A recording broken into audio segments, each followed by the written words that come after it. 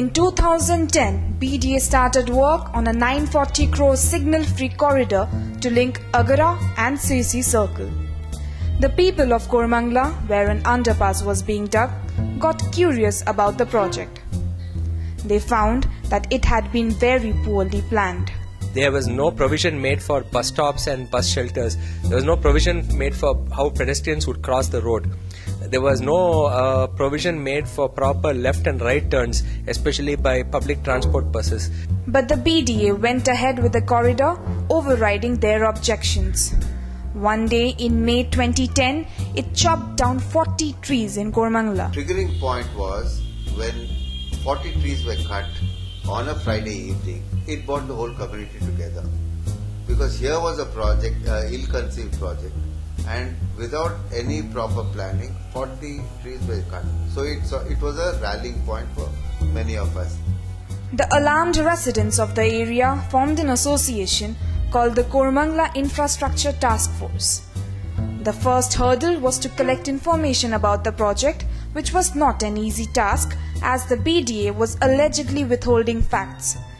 It wouldn't tell if it planned to acquire any land. It wouldn't even tell them the exact route the corridor would take. Tell us the route. Why start in Koramangala? Tell us the route. If you are going from Sirsi to Agara, the concept is signal-free corridor. Means you give the drawings, you give a concept. They never talked about acquiring land. When we subsequently went deeper into the project, we found that land was indeed being acquired. 150 is in the public road, which you are going to cut the trees. Plus, when you acquire the land to widen the road for the underpass, then again in that land you have acquired, you have to cut again trees. So the real number of trees which are gone will not be 150, 160. It will be around 240, 250 easily. They never gave the information in full. Selectively they would give us information which wouldn't make sense. Because if they give the information in the beginning, immediately there will be a lot more protest. So they were kind of keep it undercover.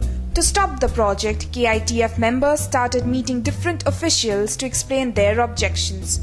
Convinced, the then Chief Minister Sadananda Gaura set up a committee under the Additional Chief Secretary Kaushik Basu to review it. The committee recommended that the corridor was of no use and should be scrapped. Another committee led by Law Minister Suresh Kumar reached the same conclusion. Kaushik Mukherjee put it, this is a typical example of the cow. Cow means contractor-oriented work, where the contractor benefits, the politicians benefit, but the poor taxpayer pays for everything. Yeah. The people of Koramangala also approached the High Court, which granted a stay on the project. But they found that getting the stay order implemented was not easy. Today, Bangalore, you have any number of good judgments and but then it is lost during the implementation stage. BDA tried their best to do the damage in spite of a court order.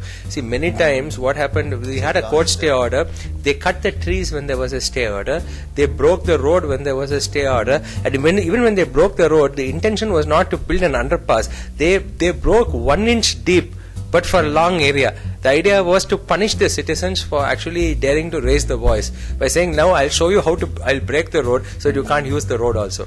Their struggle paid off and the government finally ordered the BDA to scrap the project. But their fight is far from over.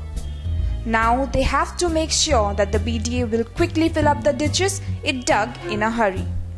The ruined roads have shrunk the space for traffic, causing lengthy jams. I think it's a shame. For the past 2 years, we have witnessed a lot of inconvenience to travelers and even pedestrians. They are doing half of work, really horrible for a rider who drives every day. It will cost another 1.2 crores of taxpayers' money to restore these roads. But still, this is a story with a happy ending. But how do we ensure that history does not repeat elsewhere? Public consultation is a must in any project. Had public consultation taken place in this project right from the beginning stage, all this mess would never have happened.